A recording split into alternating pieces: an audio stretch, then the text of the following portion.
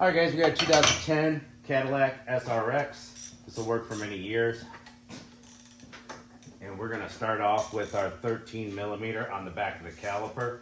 What size are those lug nuts, Jamie, to get the tire off? 22.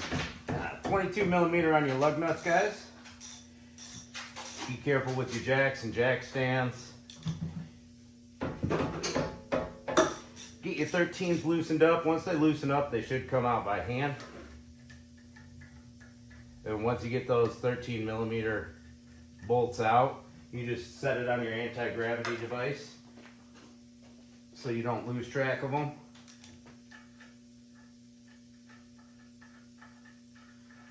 Next we're gonna grab ourselves a screwdriver.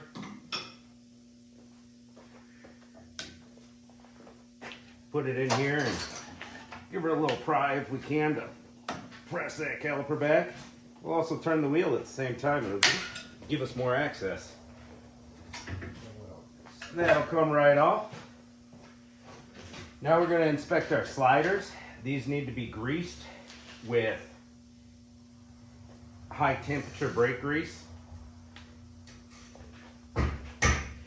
So these ones look nice and clean and shiny. We don't have to wire wheel them at all.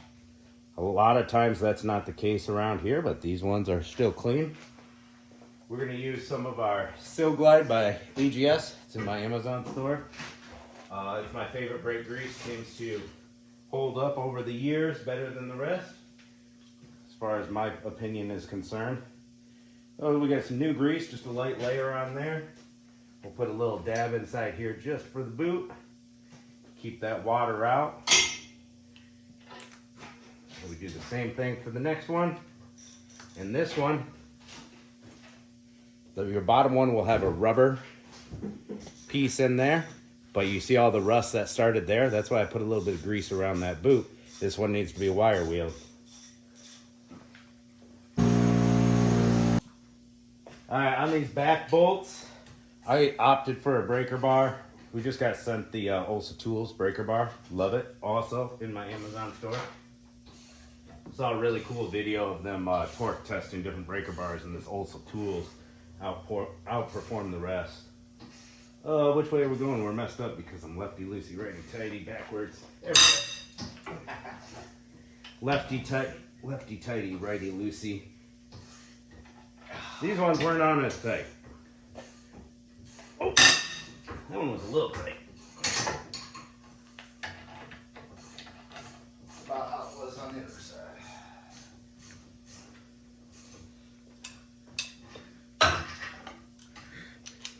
We'll switch on over to the Craftsman ratchet, my least favorite ratchet. Don't recommend this one. At least it has a lifetime warranty when it undoubtedly breaks.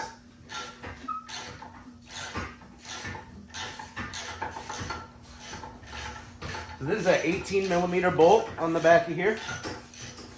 Yeah, I just calls them like I sees them. I'm sure they used a lot of Loctite on these. Yeah, GM. It's the GM thing.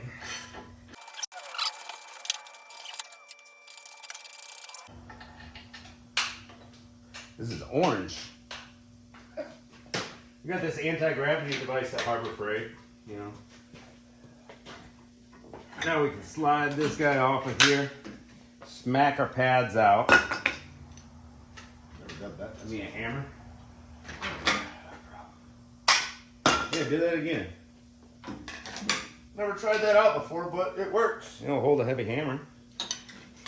All right, we're gonna pull our hardware out. I always buy premium brake pads with new hardware. If you didn't, make sure you clean those up. And these are not that bad, that rusty compared to what we see most of the time. Rust builds up in here and swells and locks your pads in, wears your brake pads out faster. So we always clean and grease these spots.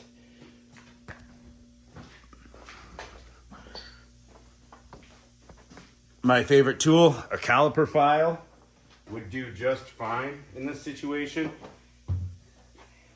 But my favorite tool, this is the Phalanx Dremel tool we just got. I'm really liking it. Got a little cleaning tool in there. Clean out those grooves.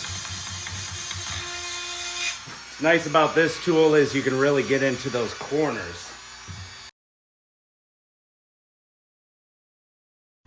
Now guys, use what you got. If you don't got any fancy tools, wire brushes, wire wheels, whatever, get it cleaned up.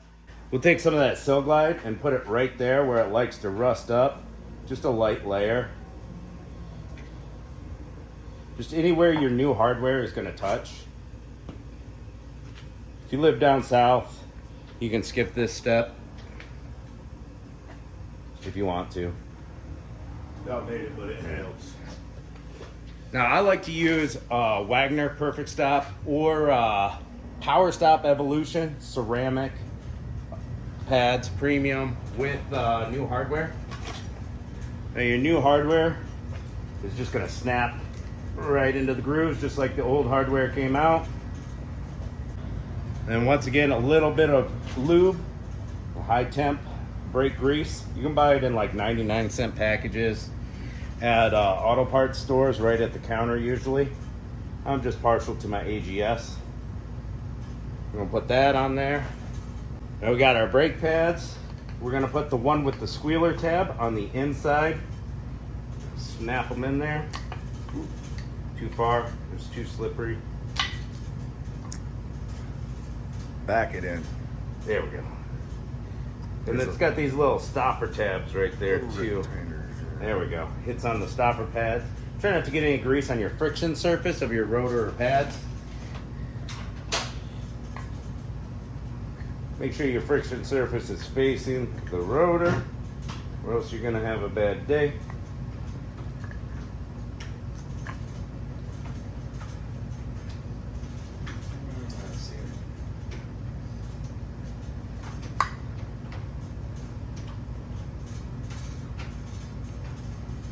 All right, and we are all prepped with our caliper bracket. Now it's time to get down to the rotor.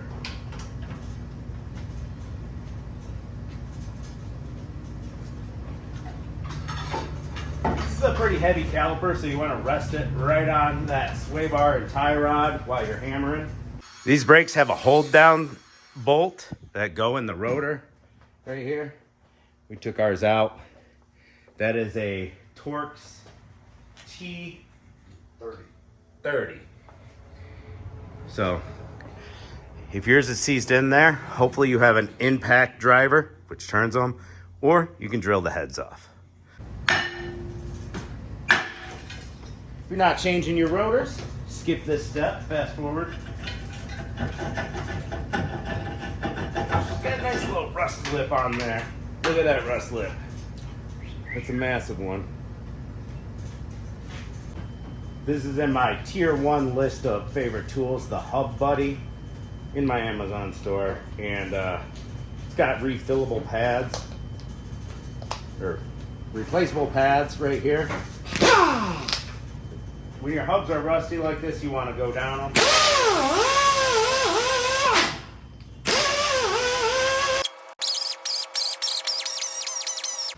You want a nice, clean mating surface for your new rotor.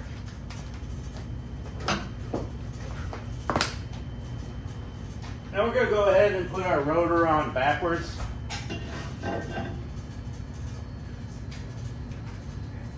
Hey, Bob. You want to be in a video, Bob? You gonna put the rotor on there? Yep. Yeah. And we're going to drive it 1,000 miles. Go ahead. Not tell the customer. All right, so now we got our brake cleaner.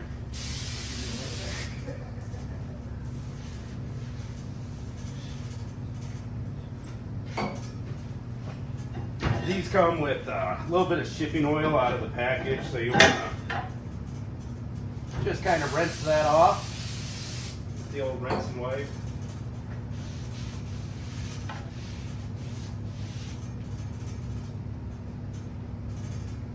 Then at this point, I like to put a lug nut on.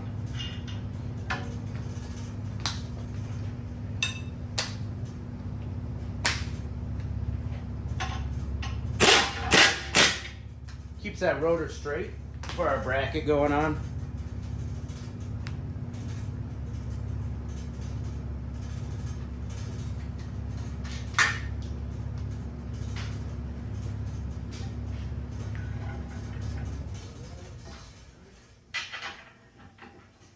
Line up our new bracket and start both bolts.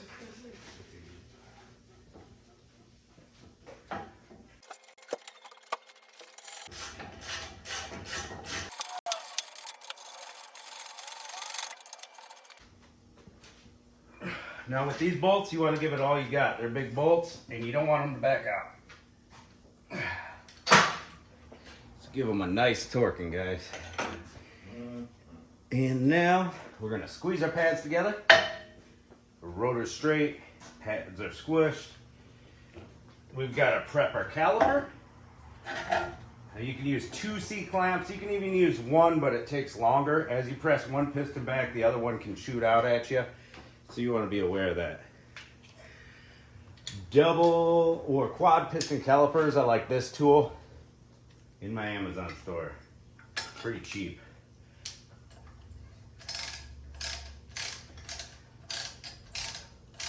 So you can use giant pliers, C-clamps, whatever you want to use for these. Now if you go to do this and it doesn't press back, open up your bleeder, and if it presses back then you know you got a restricted hose. Open up your bleeder and it still doesn't go back, well, you got a bad caliper. These are pushing back pretty easy. I think we got to the end of the line. Yep, you don't want to force it. Start bending your tool. I mean, it's not the most heavy-duty tool in the world, but it's very affordable. So if I break it, I'm not really too upset.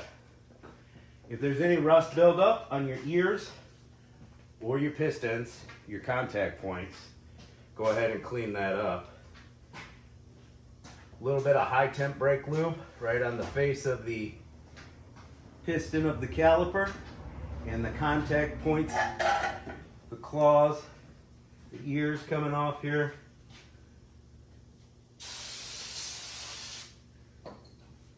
Just a thin layer. Now we're prepped on that. Recommended to do a brake bleeding with your brakes. There's lots of videos on that on the internet. And then top off, or at least check your brake fluid, especially if you're doing all 4 wheels like us.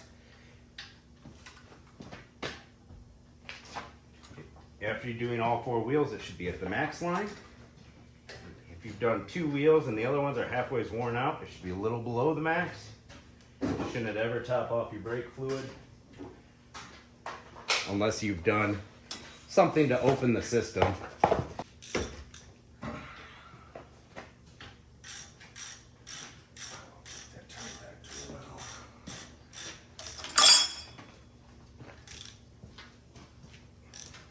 Nice and tight there. If these sliders, they have a hex on the end, this brake hardware starts spinning on you, you're going to want to put a wrench on them to keep them from spinning. They didn't spin on it today, so that's good. And that is brakes, guys. Now I get to take my lug nut off, put our tire back on, torque the lug nuts to spec, and finish up with the rest of the vehicle. Thanks for watching. Don't be afraid to drop a like if you found this helpful. See ya. Oh wait, one more thing. Before you take off, pump your brake pedal 5, 10, 15 times till it gets stiff. If you go taking off without priming your brake pedal, you're gonna have no brakes. You're gonna hit something. Make sure they're stiff before you pull out.